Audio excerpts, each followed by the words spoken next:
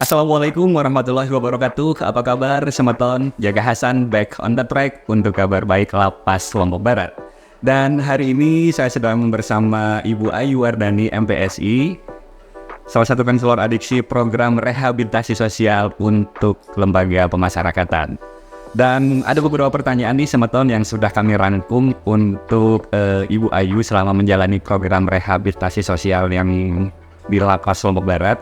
Jadi pertanyaan saya yang pertama ini Mbak, ada beberapa pertanyaan. Seperti apa program rehabilitasi sosial narkotika? Baik, Bang Jack. Program rehabilitasi sosial itu adalah upaya-upaya yang dilakukan dalam proses pemulihan untuk mengembalikan individu yang menyalahgunakan narkotika untuk bisa kembali berfungsi di dalam masyarakat. Karena kita tahu ketika seseorang menggunakan narkotika, itu biasanya fungsi mereka di masyarakat sudah rusak. Mulai dari misalnya mereka melakukan tindakan-tindakan yang melanggar norma, mereka juga sudah mulai menjaga jarak dengan lingkungan keluarga, lingkungan sosial, tetangga, dan lain sebagainya. Juga sudah ada stigma negatif, sehingga untuk mereka kembali ke masyarakat, ini butuh upaya-upaya ekstra. Seperti itu. Berarti mereka kalau dibilang krisis kepercayaan diri itu termasuk di dalamnya. Terutama gini, ketika seseorang menggunakan narkotika, salah satu terdampaknya adalah aspek psikologis. Benar. Salah satunya itu adalah kurangi kepercayaan diri. Benar. Mulai dari apalagi ya, kalau yang mantan narapidana, selain mereka sudah punya masalah kepercayaan diri, status mantan narapidana ketika kembali ke masyarakat juga punya dampak yang negatif ya dengan seseorang seperti itu. Sehingga untuk mereka bisa kembali berfungsi, mereka harus punya potensi, punya kemampuan untuk itu. Dimulai dari apa? Ya pertama, mulai beraktivitas yang produktif. Jadi kita kuatkan mereka, apa yang mereka lakukan di lapas seperti olahraga rutin, kemudian juga ibadahnya, kemudian interaksi dengan orang-orang yang memberikan pengaruh yang baik. Benar. Itu tetap bertahan ketika mereka juga keluar dari lapas. berarti circle ya. Circle lingkungan pergaulannya. Juga dalam hal-hal lainnya juga kita kuatkan, termasuk dalam hal motivasi, semangat perubahannya, kemudian motivasi dan niat untuk konsistensi perubahannya itu juga kita kuatkan.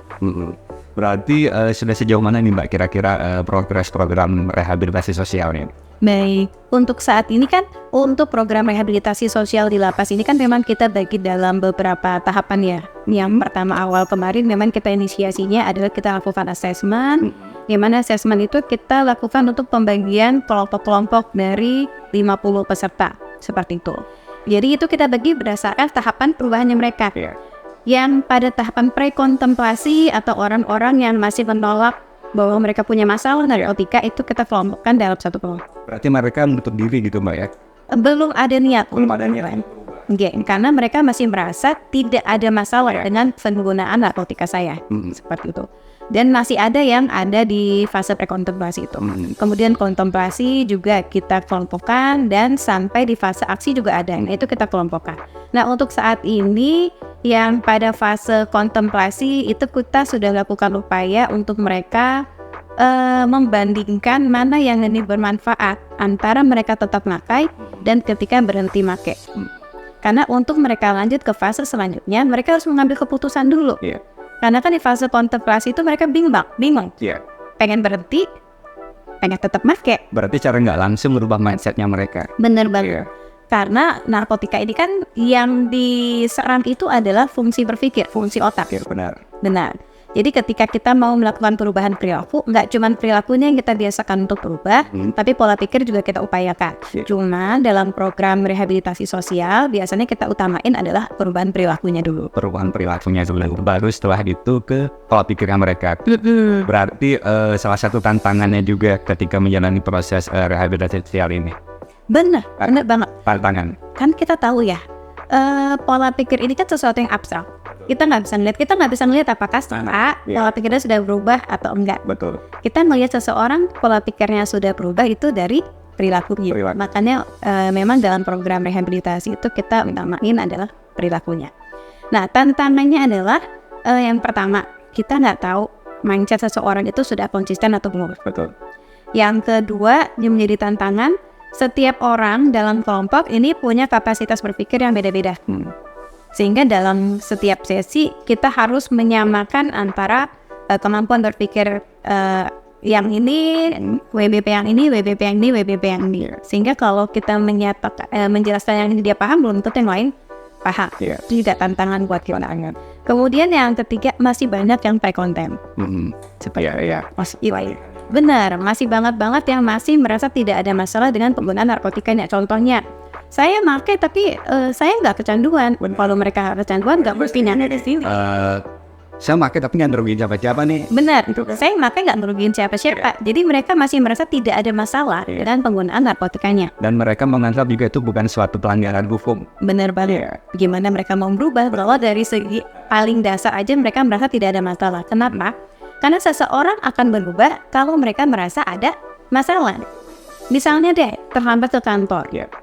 Kalau selama dia terlambat ke kantor tapi nggak ada konsekuensi untuk itu, dia mau berubah nggak? Enggak. Tapi ketika habis itu, kalau terlambat akan dipotong remunerasinya. Ada punishment. Ada punishment. Berarti ada masalah. Ketika kalau dia merasa, dipotong remunerasi nggak masalah, saya punya sumber penghasilan yang lain, dia nggak akan berubah. Tapi ketika dia punya kebutuhan ekonomi, dipotong remunerasi, itu berarti masalah. Betul. Selanjutnya dia akan melakukan perubahan. Nah, dalam masalah narkotika juga kayak gitu. Selama dia belum merasa ada masalah dalam penggunaan narkotikanya, dia nggak akan berubah. Jadi pada kelompok yang prekonten, yang kita dorong adalah mereka berpikir bahwa ada masalah dalam pemakaian narkotika saya. Paling dasar, saya masuk lapas, ini berarti ada masalah. Kenapa? Saya nggak bisa kemenangan secara bebas. Lingkungan saya hanya di sini dikelilingi tembok, cuma bisa langit pun hanya langit yang di atas. Lapas, nggak bisa angket, sudah terbatas. Itu masalah bukan? Masalah ternyata. Nah, kita dorong dari situ. Dan yang terakhir nih Mbak, ketika sudah menjalani beberapa tahapan yang tadi, kemudian yang menjadi pertanyaan mendasar bukan hanya dari saya tapi dari teman-teman, termasuk teman-teman pemas juga gitu ya. Kira-kira setelah menjalani proses ini mereka bisa sembuh nggak sih? Nggak bisa. Nggak bisa sembuh? Ya, karena adiksi ini adalah penyakit kronis yang menyerang otak. Namanya sudah penyakit kronis. Berarti penyakit yang kambuhan. Ini nggak ada kata sembuh. Berarti sama seperti diabetes. Diabetes itu termasuk penyakit kronis. Yang bisa kita lakukan adalah mengontrol agar kadar gulanya tidak tinggi agar tetap stabil.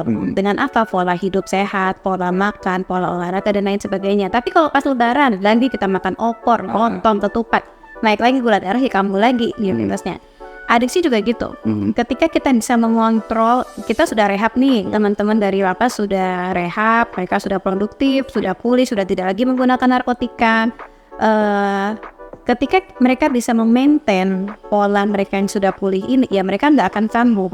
Tapi kalau mereka misalnya nanti setelah keluar lapas, mereka nongkrongnya di wilayah yang beresiko. Betul. Atau balik lagi ke circle mereka yang lama. Lagi ke circle mereka yang lama.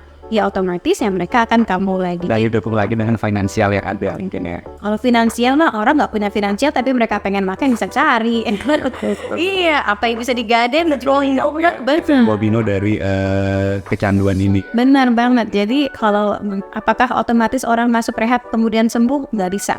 Dan dalam pemulihan itu butuh kemauan dari diri sendiri, dukungan dari keluarga, juga butuh lingkungan yang suportif dan kondusif.